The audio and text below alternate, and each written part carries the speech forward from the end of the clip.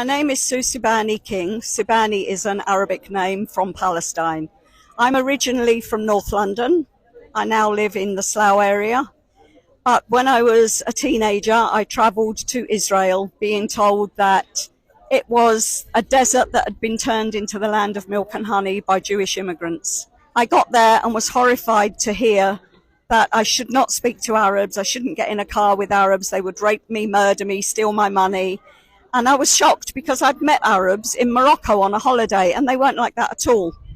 When I got in the second car, because we were hitchhiking back in the day, I got exactly the same message as if it was form written. And I started to wonder why they were trying to turn me against another people. On the third time of hearing it, I thought I'm going to investigate and find out what is going on. I ended up staying in Palestine. I married a Palestinian Christian. I have 2 Palestinian daughters that were born in Palestine.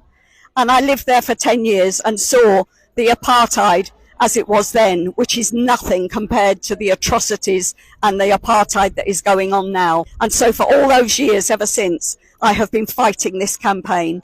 When we first moved back as a family, my children went to school and were asked, where are you from? And they said Palestine. And people said, do you mean Pakistan?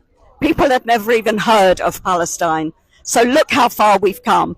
Now everybody knows the word Palestine, and I will keep on until my dying breath telling everybody why we need to support Palestine. It's the longest going injustice of our times.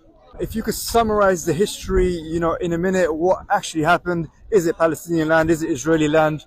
Okay, well, if you believe that anyone can claim a land from 2,000 years ago, I pity you, because if that's the case, most of us living in most of the world don't belong where we actually are and could all be kicked out. So that isn't a claim. If you listen to the Orthodox Jews, they also say that they are not supposed to have a land, that God didn't want them there. They're supposed to be dispersed throughout the whole world.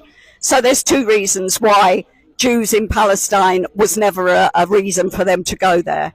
The whole thing was never about a Jewish homeland. It was always about a colonialist state. And the reason it was needed, as we've heard from Joe Biden fairly recently, if there was no Israel, we would have to create one. It's because it serves the interests of America and the West to have somebody there like a 51st state that they can control, which is why they support Israel completely, financially, with arms, and allow them total impunity in every violation of international law.